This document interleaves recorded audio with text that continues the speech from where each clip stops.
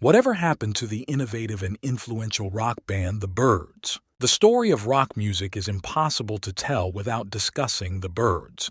They created three different genres of music while experiencing a schizophrenic rotation of personalities within the band, some who will become rock icons. They faced a series of setbacks that would make anyone throw their hands up. The Byrds' impeccable instincts revolutionized the soundscape of music in the 1960s and beyond. Let's journey through this extraordinary story, uncover the unexpected obstacles they overcame, and the remarkable conclusion of the Byrds. The story has been suppressed, witnesses have been killed, and this is your country, ladies and gentlemen.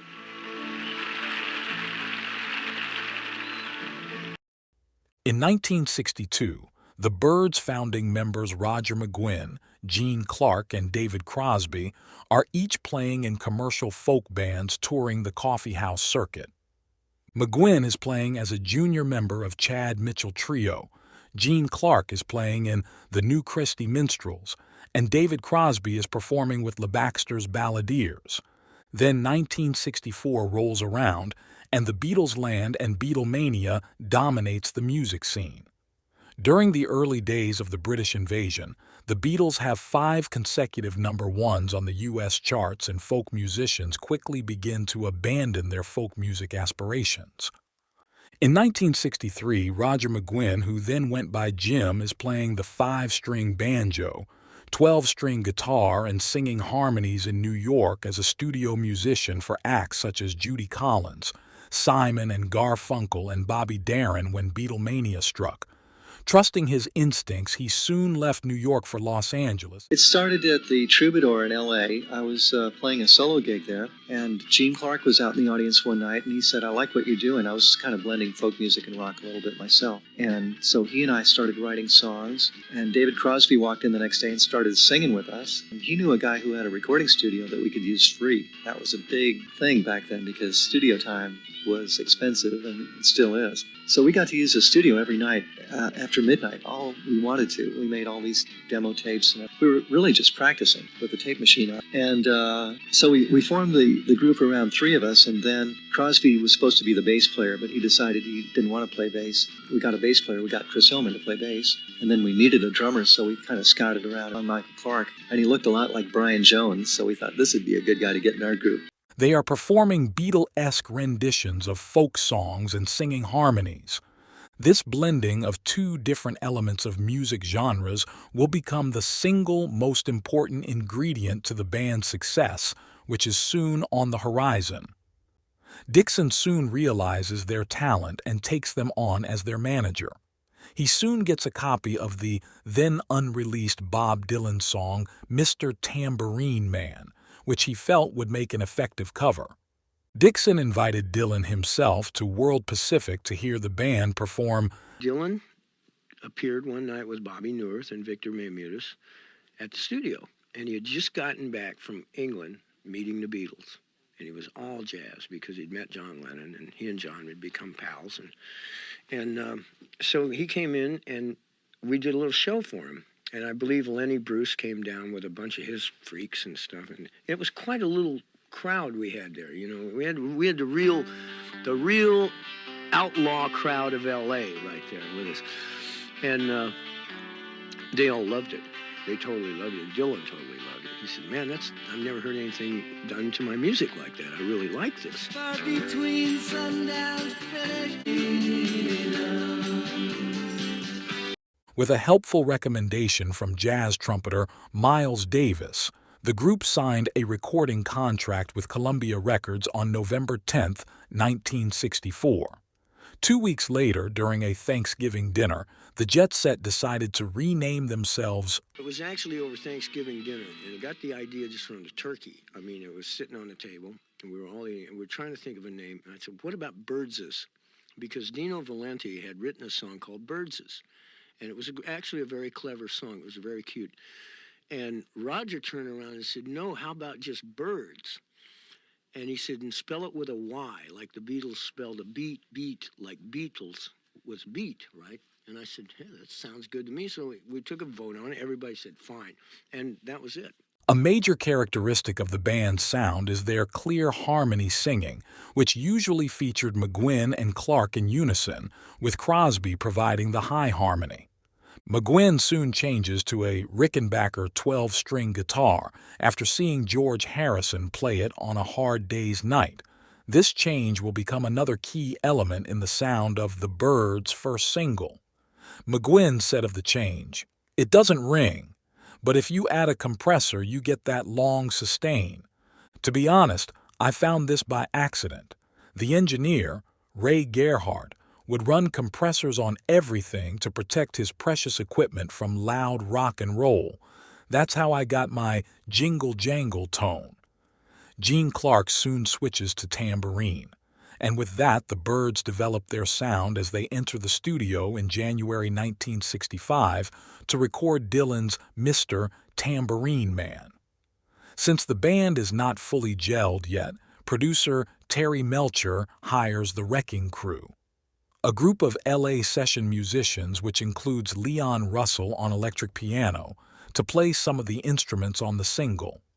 The Byrds begin regular appearances at Ciro's nightclub on Sunset Strip during March and April 1965, allowing them to hone their ensemble playing and perfect their aloof stage persona and repertoire.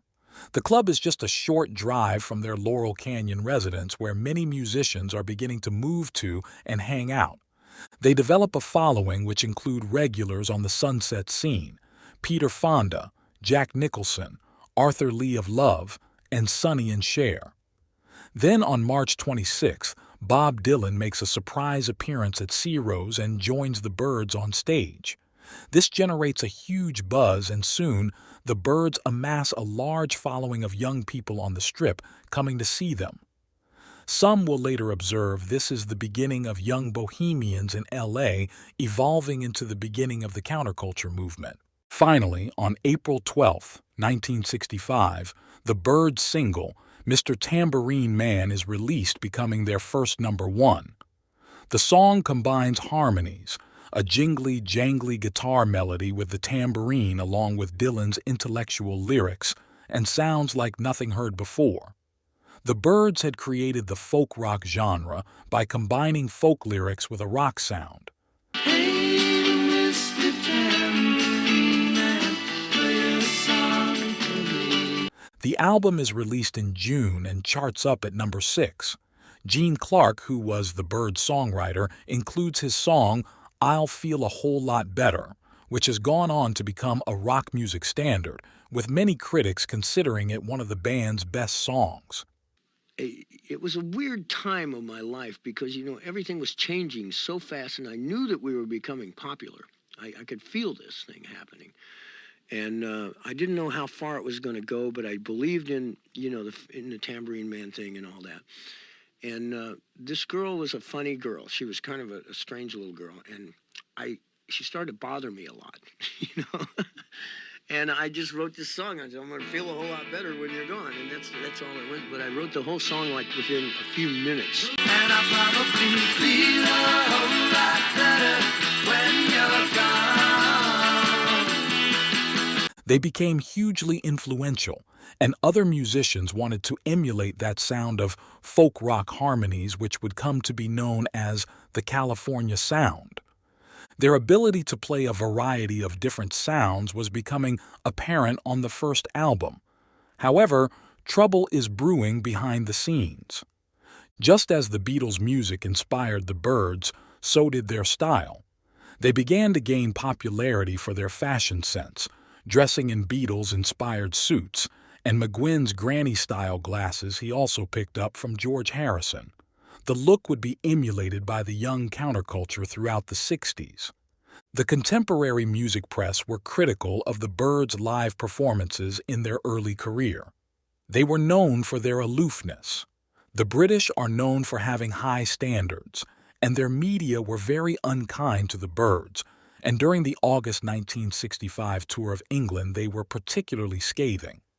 Although during this tour the Byrds got to meet the Rolling Stones and the Beatles, who would later go on to say that the Byrds were their favorite American group at the time. Next, the Byrds decide to record Turn, Turn, Turn, a Pete Seeger song with lyrics adapted almost entirely from the biblical book of Ecclesiastes.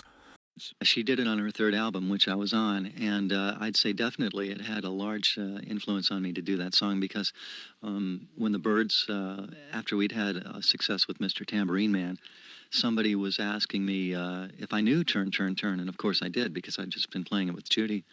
And I started playing it, and the way I played it was completely different from the folk treatment that Judy had done. Outside of the title, the lyrics are taken almost verbatim from the book of Ecclesiastes, as found in the King James Version of the Bible. Ecclesiastes 3, 1 through 8.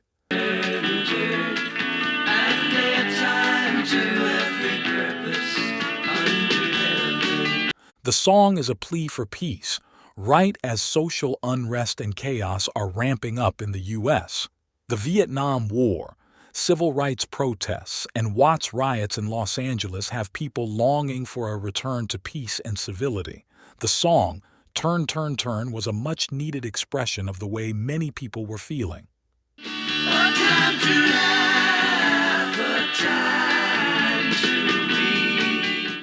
In October 1965, Turn, Turn, Turn is released and becomes The Byrds' second number one. The album is released in December, peaking at 17 in the US and 11 in the UK. The album is again a mix of Dylan, folk, and original compositions, all characterized by the group's clear harmonies and McGuinn's distinctive guitar sound. Additionally, Gene Clark's songwriting abilities are flowering. Tensions in the studio arise between producer Terry Melcher and manager Jim Dixon. Soon Melcher, who helped the band create 2 number ones, is replaced. At Columbia Studios in Los Angeles in January 1966, the Byrds recorded their next groundbreaking single. Gene Clark began writing the song's lyrics in November 1965, when he scribbled down some rough ideas for later development after a discussion with guitarist Brian Jones. It started with a conversation with Brian Jones in a hotel room when we were on the road with the Rolling Stones. And I started getting ideas from talking to Brian. And we were actually talking about William Burroughs. Now, what that has to do with 8 Miles High, I don't know, but he was a Burroughs fan, and so was I. And I just read a bunch of William Burroughs stuff, and I found out that Brian was real into William Burroughs. So we started talking about it, and all at once I got this idea, and I grabbed a net. We were eating dinner in the hotel room because we couldn't go out. There were like 500 kids outside. We could not go out to the hotel. And McGuinn came down and joined us for a while. And during the conversation, I got this idea, and I scribbled down a bunch of lyrics, and later on the bus, I found a melody for it, but I didn't have an arrangement, and I didn't have all the lyrics. So David and Roger got interested. They said, hey, that's good, and we finished the song together. The song combination of McGuinn's guitar motif with Hillman's hypnotic bass set against the band's ethereal harmonies creates the bone-chilling 8 Miles High.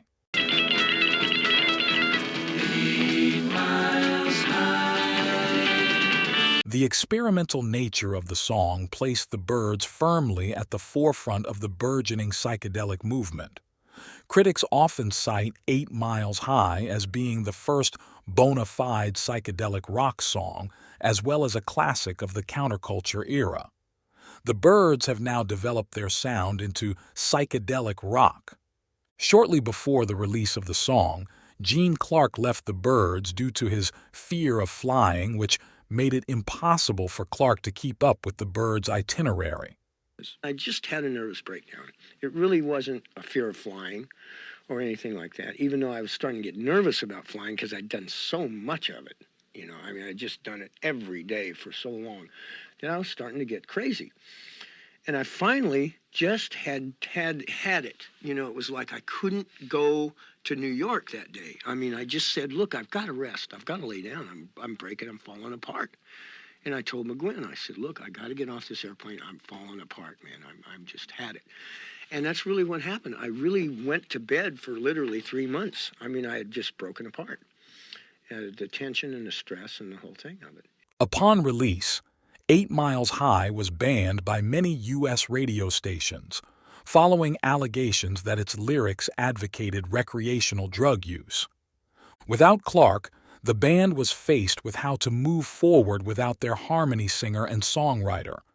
Hillman stepped forward as a replacement for harmony, while Crosby, McGuinn, and Hillman all added to the songwriting. I'm kind of a gadget buff and a sci-fi buff, and I've always, some of my favorite movies are things like War of the Worlds and Forbidden Planet, things that I saw back when I was very young and loved. And so, like Mr. Spaceman was an early fantasy of being abducted by a flying saucer or, taken for a free ride, really. So I've always been interested in that kind of thing. I don't know. It's just a lot of fun. Hey, Mr. Spaceman, won't you please take me along? I won't do anything wrong. The Fifth Dimension album received a mixed critical reception upon release and was less commercially successful than its predecessors, peaking at number 24 in the U.S. and number 27 in the U.K. February 1967, the Byrds' fourth album, Younger Than Yesterday, was more varied than its predecessor and saw the band successfully mixing psychedelia with folk rock and country and Western influences. The Byrds' audience had evolved from mostly pop single-buying teens to a more cultured underground album-loving listener. So you want to be a rock and roll star, then listen. I was driving up in L.A. I was driving up the street, and he came up next to me, and we both rolled down our windows, and he said, "Hi." And he said, "Why don't you go home and get out Dylan's record of My Back Pages and learn it and record it?" So I did. I got it out and I listened to it and said, "Hey, that's really a neat song." And he just recommended that, and we did it. Crimson flames tied through my ears. Tensions within the band finally erupted in August 1967 during recording sessions for the Notorious Byrd Brothers album, when Michael Clark quit the sessions over disputes with his bandmates and his dissatisfaction with the material that the songwriting members of the band were providing. McGuinn and Hillman became increasingly irritated by what they saw as Crosby's overbearing egotism and his attempts to dictate the band's musical direction. I want to say it anyway, even though they will edit it out. When President Kennedy was killed, he was not killed by one man. He was shot from a number of different directions by different guns. In addition, during the Byrds' performance at the Monterey Pop Festival on June 17, 1967, Crosby gave lengthy speeches on controversial subjects, including the JFK assassination and the benefits of giving LSD to all the statesmen and politicians in the world. The story has been suppressed, witnesses have been killed, and this is your country, ladies and gentlemen.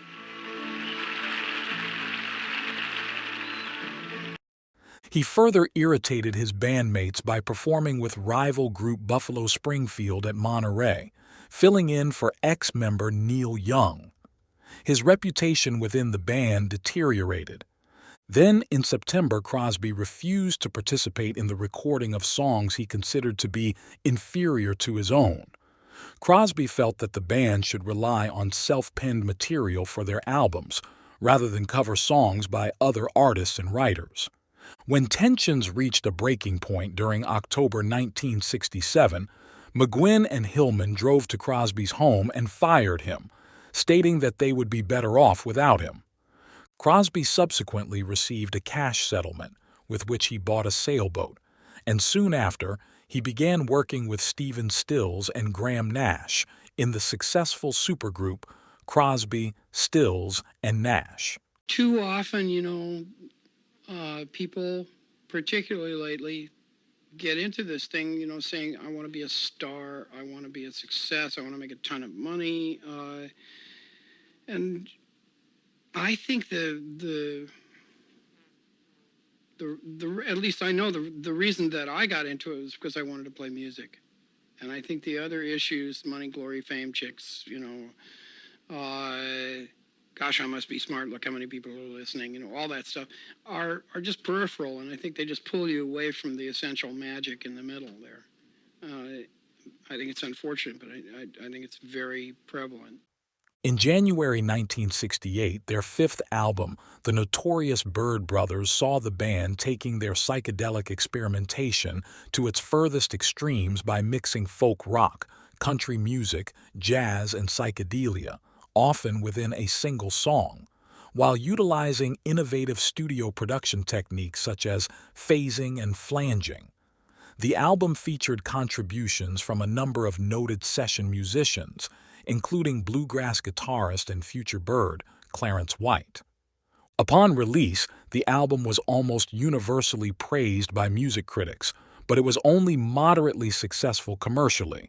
I tried to go and journey where the diamond crescent's glowing and run across the valley. The album's reputation has grown over the years and has become widely regarded by critics and fans as one of the Byrds' best album releases. Now without a drummer and founding member and singer David Crosby, the Byrds are at a crossroads on how to continue. Following Crosby's departure, Gene Clark briefly rejoined the band, but left just 3 weeks later, after again refusing to board an aircraft while on tour. Now reduced to a duo, McGuinn and Hillman elected to hire new band members.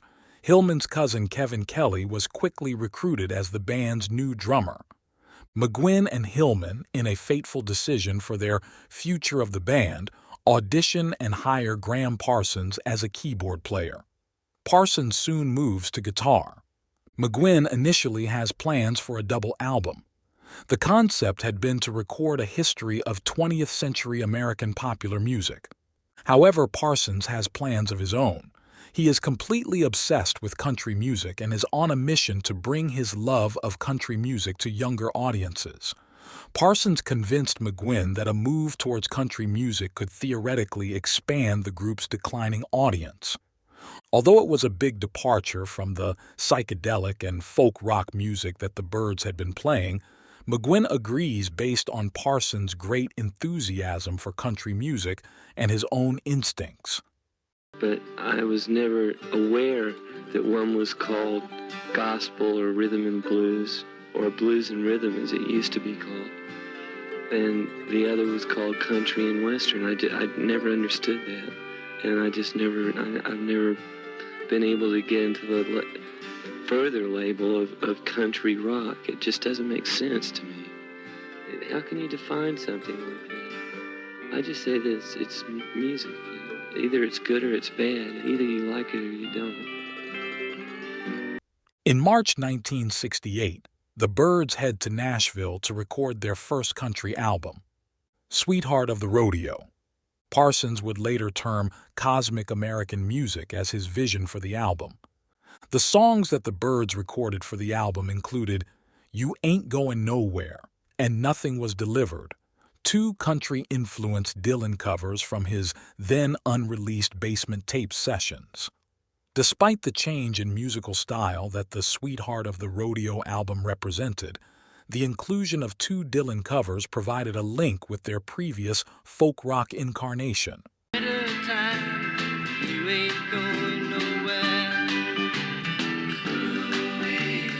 Traditional songs included on the album are I Am a Pilgrim and The Christian Life. I like the Christian life. I won't lose a prayer. These are a dichotomy of the outlaw songs including Merle Haggard's Life in Prison and Woody Guthrie's Pretty Boy Floyd, also recorded. Parsons brought 3 of his songs to the recording sessions, Lazy Days, 100 Years From Now, and Hickory Wind. Upon completion of the Music Row recording sessions, the band ended their stay in Nashville with an appearance at the Grand Ole Opry. The band was greeted with derision by the conservative audience because they were the first group of hippie origins to play at the sacred country music establishment.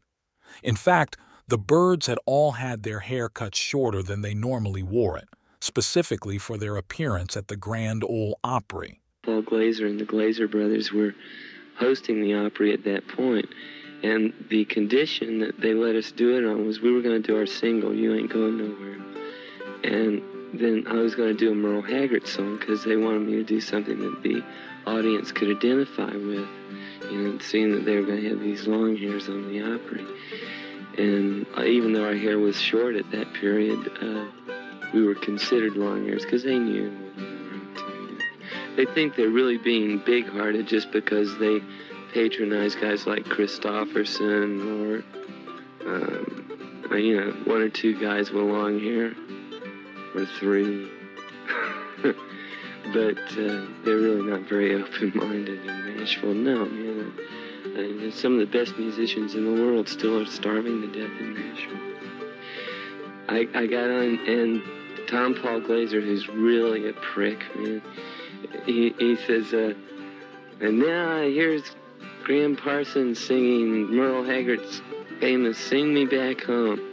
And I got out, and my grandmother was in the audience, right? Because part of my family's from Tennessee, right around there. And I said, well, instead of doing that song, I'm going to do a song that I wrote for my grandmother. And it's called Hickory Wind.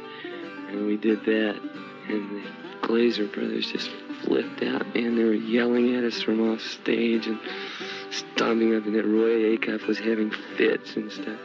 And Skeeter Davis ran up after it was all over and kissed us.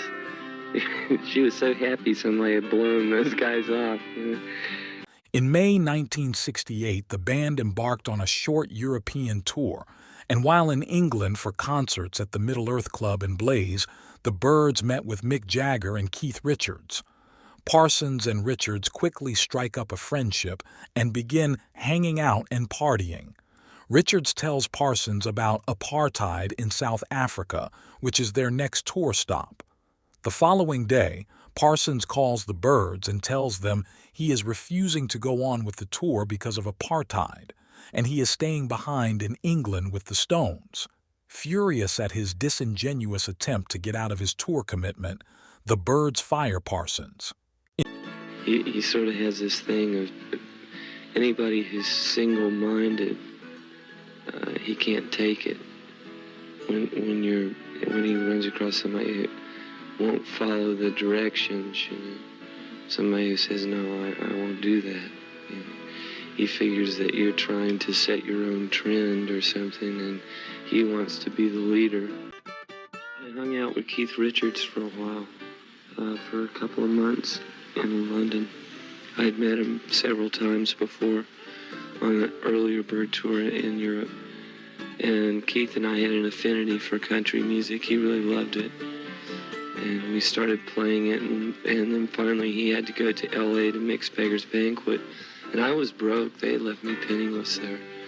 And Keith said, well, that's okay. Come on, I'll fly you over there.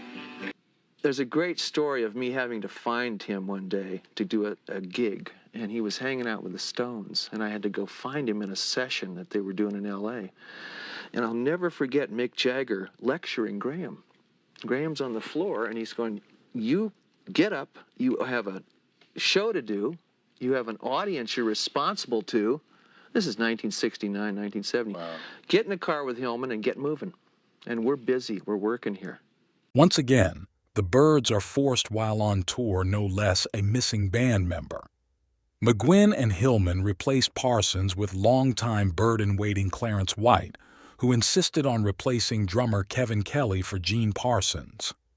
Sweetheart of the Rodeo is widely considered to be the first country rock album as well as a seminal progressive country album.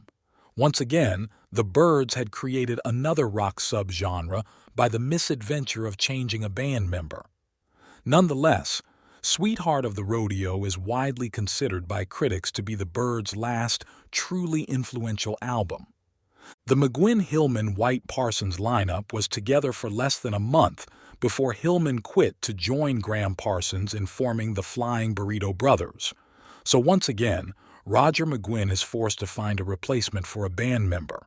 McGuinn elected to hire bassist John York as Hillman's replacement.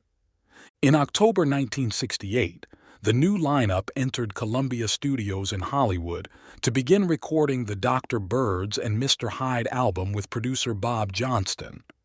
The band juxtaposing their new country rock sound with more psychedelic-oriented material, giving the resulting album a stylistic split personality that was alluded to in its title.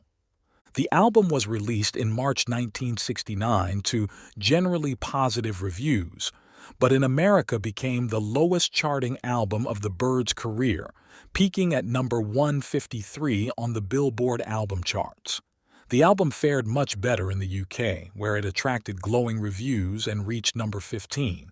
Well, I had an old dog and his name was Blue, and bet you $5 he's a good dog too.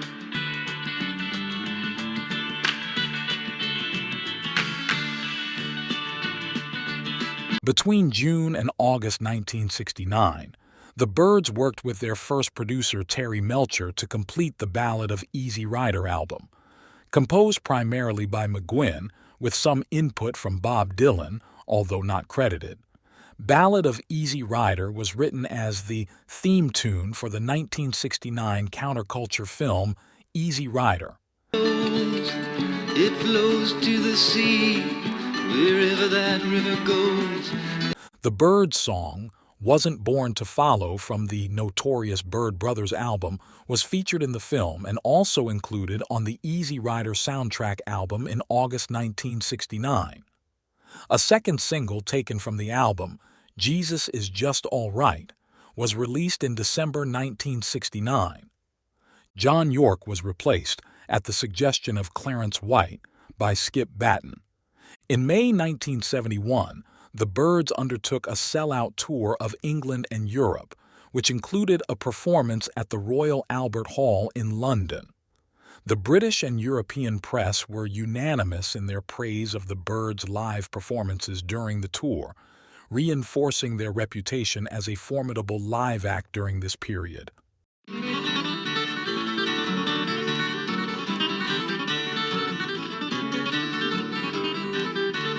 The Byrds had come a long way since their early live performances.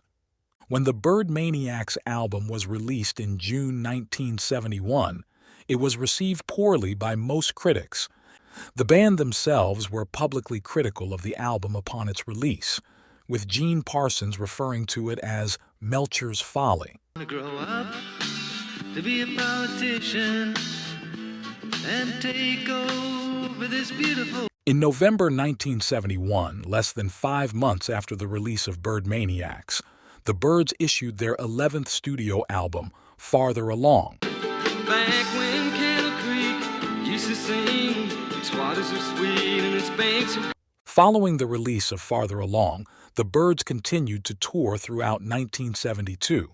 The band underwent a further personnel change following a show on February 10, 1973 in Ithaca, New York, when Skip Batton was dismissed by McGuinn, who had capriciously decided that the bassist's playing abilities were no longer of a sufficient standard. 5 months later, guitarist Clarence White was killed by a drunk driver in the early hours of July 15, 1973, while he loaded guitar equipment into the back of a van after a concert appearance in Palmdale, California.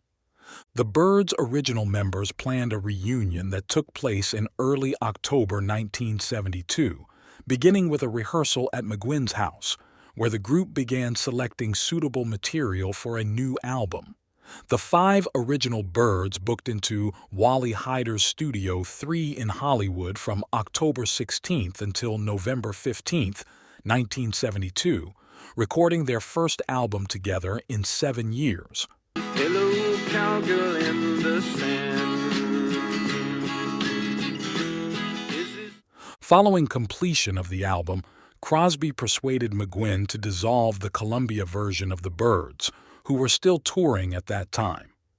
Crosby had long been vocal regarding his displeasure over McGuinn's decision to recruit new band members following his dismissal from the group in 1967, and had stated in a number of interviews that, in his opinion, there were only ever 5 Byrds.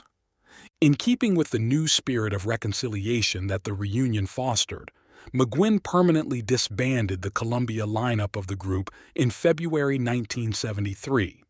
The reunion album titled simply Byrds was released on March 7, 1973, to mixed reviews. So what happened to the original members of the Byrds? Gene Clark began a solo career, collaborating with different musicians after leaving the Byrds. He formed Dillard and Clark in 1969, and then McGuinn, Hillman, and Clark. Gene Clark struggled with alcoholism and finally succumbed to a bleeding ulcer from years of drinking and a heart attack at age 46 in 1991. After leaving the Byrds, drummer Michael Clark played with the Flying Burrito Brothers and then collaborated with his former Byrds bandmates throughout the 1970s. From 1987 to 1993, Michael Clark began performing as the Byrds featuring Michael Clark. He was involved in a legal dispute over use of the name with the other band members until his death. Clark struggled with alcoholism and finally died of liver failure in 1993 at the age of 47. After leaving the Byrds, David Crosby formed the supergroup Crosby, Stills, Nash, and Young. He then began a solo career collaborating with other musicians throughout the years. Crosby performed with Crosby, Pavar, and Raymond from 1996 to 2004. Crosby struggled with a substance habit through much of his life. Crosby finally secured the rights to the Byrds name legally in 2002. David Crosby died after an illness at age 81 in 2023. Chris Hillman left the Byrds to form the Flying Burrito Brothers with Graham Parsons in 1968 until they disbanded. He collaborated and played in several other bands throughout the 1970s. In the 80s, he formed the country rock Desert Rose Band. Hillman continued playing and collaborating throughout the 1990s. Chris Hillman is a committed Christian and now plays in his church choir. He had this to say, "You know what I do on Sundays? I sing in a choir. I sing in a Greek Orthodox choir, and I'm the only hillbilly tenor in the Orthodox Church." Roger McGuinn was the longest-running member of the Byrds. After he disbanded the group in 1973, he released several solo albums through the 1970s. He collaborated with and toured with Bob Dylan on multiple projects. McGuinn also formed the trio McGuinn, Hillman, Clark with his fellow bandmates in 1977. McGuinn remains active in music, joining different musical projects and collaborating with other musicians. He continues to champion folk music through his website, The Folk Den. Roger McGuinn is enjoying life as a practicing evangelical Christian. As for the other subsequent Byrd members, after leaving the Byrds, Graham Parsons and fellow Byrd Chris Hillman formed the Flying Burrito Brothers. Then he began a solo career touring with Emmylou Harris. Graham Parsons died from an overdose of morphine and alcohol on September 19, 1973 in Joshua Tree, California. Clarence White was performing with other bands when he was tragically killed by a drunk driver shortly after 2 a.m., while he and his brother Roland were loading equipment into their car in Palmdale, California, following a White Brothers concert. Gene Parsons began a solo career after leaving the Byrds and also joined the Flying Burrito Brothers like some of his Byrd bandmates. Gene Parsons continued to collaborate with other musicians and play in different bands. He is still active in music. Parsons is credited with inventing the string bender, a device which allows a guitarist to emulate the sound of a pedal steel guitar. The device is often referred to as the Parsons White B-Bender, a trademark name. After leaving the Byrds, Skip Batten joined the Flying Burrito Brothers, and later the New Riders of the Purple Sage, as well as other musical collaborations. He died in 2003 from complications with Alzheimer's disease. John York began a solo career and collaborated with other musicians after leaving the Byrds. He is still active in music today. Kevin Kelly played as a session musician and in the band Gas, Food, and Lodging in 1972 after leaving the Byrds until he retired from the music industry in 1973. Kelly passed away in 2002 of natural causes. The original members of the Byrds all performed together for the last time when they were inducted into the Rock and Roll Hall of Fame in 1991. That saved a wretch like me.